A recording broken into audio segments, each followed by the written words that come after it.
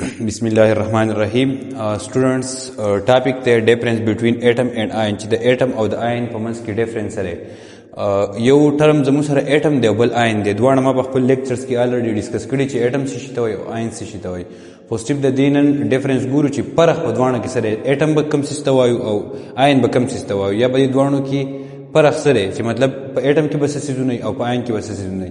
نو already lecture مې ریکارډ کړی دی، لیکلی مې دی. د خبرې مطلب دا دی چې ما وایي چې ستاسو ټایم څه شي بچ پاتې شي. د ټایم چونکې څه شی ډېر قیمتي څیز دی، نو د هغې د بچ کولو لپاره مې لیکچر مخکې نوټ کړی دی. څنګه چې زمونږ روټیني کیجول روټیني په هغه روټین چونکې نه دی لیکچر، ځکه چې هغه تاسو ته پته ده زه څنګه ایکسپلین کوم. خیر انشاءالله ایکسپلینیشن به یې وکړو. atom is neutral particle. atom به صحیح سټوډنټس دا به نیوټرل پارټیکل. ion is charged particle. atom به نیوټرلی او په ion باندې به صحیح چارج به پی. لکه فار ایگزامپل تاسو وګورئ په پیریاډیک ټیبل کې زموږ سره چې څومره هم څه دي ایلیمنټ دي دا هغو اټم دي که نه. لکه فار ایگزامپل موږ به د چا اټم والو، د سوډیم به والو، پوټاشیم به والو، بلیو به والو، کیلشیم به والو. دا ټوټل چې کوم اټم دي که نه دا به نیوټرلی.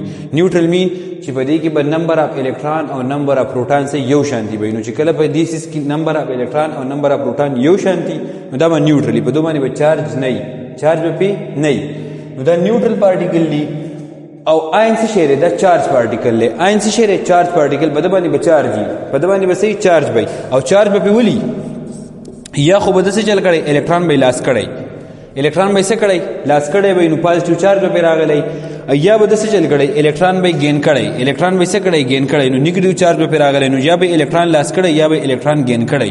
نو چې دا الکترون یې څه کړی لاس کړی، نو پازیټیو چارج به راغلی. نو وس دلته نمبر اف الکترون او نمبر اف پروټون یو شان نه دي. نو چې یو شان نه دي د دې وجې په دې باندې صحیح چارج به پی. یا دلته که تاسو وګورئ دې اټم وس څه کړی دی الکترون یې ګین کړی دی. چې الکترون یې ګین کړی دی نو دا اوس اټم نه دی، د نه آین جوړ شوی دی.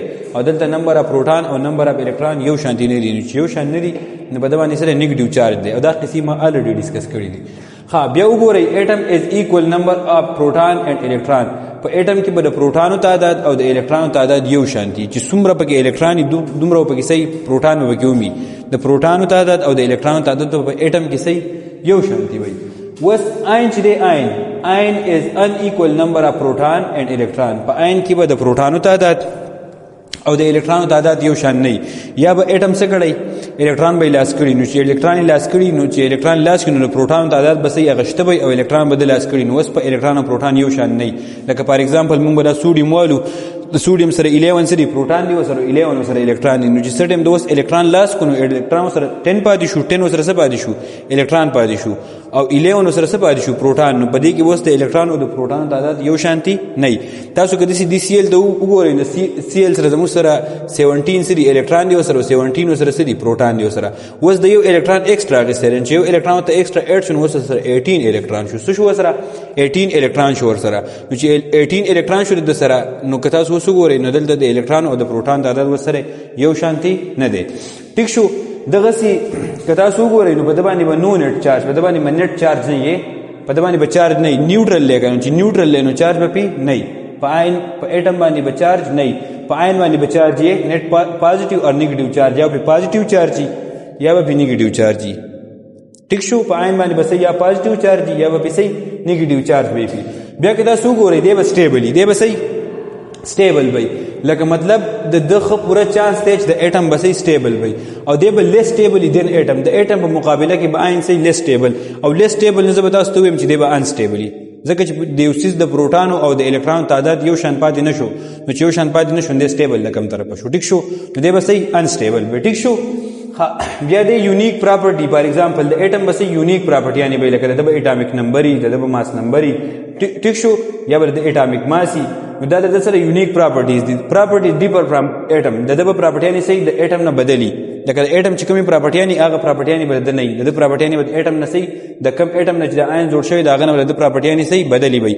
بدلی به څنګه لکه اټم به صحیح سټیبل وي، دی به ان سټیبل. نو دا پراپرټي د غنه څه شو چینج شو. ټیک شو. نو د پراپرټي یعنی د خپل اټم نه صحیح بدلی وي.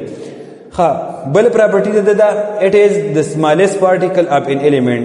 اټم چې کنه دا سمالست پارټیکل لري چا د الیمنٹ او دا ما تاسو ته د الیمنٹ چې کوم ټاپک ما چې کله میټر کلاسیفای کوو نو په ایلیمنٹ کې مې ته دا سیس هلته څه کړی ډسکس کړی چې څه شی دی د ایلیمنټ سمالست پارټیکل څه شی دی هغه دی ایټم ټیک شو نو دی د چا سمالست پارټیکل دی د ایلیمنٹ او دی چې د سمالست پارټیکل دی د آیانیک کمپاونډ د دې نه مخکې چې ما کومه ویډیو ریکارډ کړو اوس ته ما ویلی چې آیانیک کمپاونډ د څه شي نه جوړي د آین نه لکه فار ایگزامپل NaCl شو نو اوس دا NaCl چې د آین دی دا پازیټیو او دا د نیگیټیو نو دا اوس د آین څه شوي دی را کمباین شوي د دې نه څه شی جوړ شوی دی NaCl دی جوړ شوی دی او دا NaCl څه شی دی سمالست پارټیکل دی بیسیک ریپیټینګ یونټ دی د آیانیک کمپاونډ نو د سمالست پارټیکل چې دی د آیانیک کمپاونډ هغه دی څه شی آینز ټیک شو نو د سمالست پارټیکل د ایلیمنٹ دی او د سمالست پارټیکل دی د چا د آیانیک کمپاونډ it can or cannot exist independently دا څه کېدای شي آزاد پاتې کېدی هم شي او آزاد پاتې کېدی نه هم شي لکه فار ایگزامپل موږ وګورو هیلیم نیان ارګان کرپټان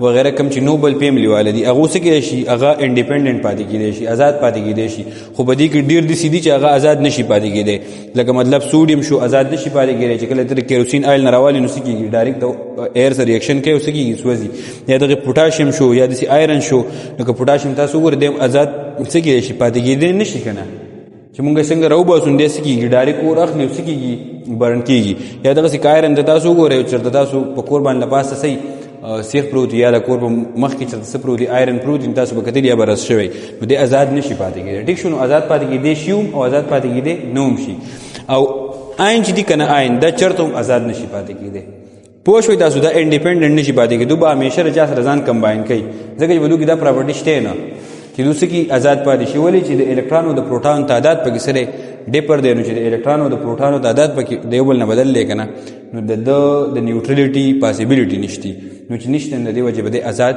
نشي پاتې کېدی follow for more thank you for watching and inshallah see you in next lecture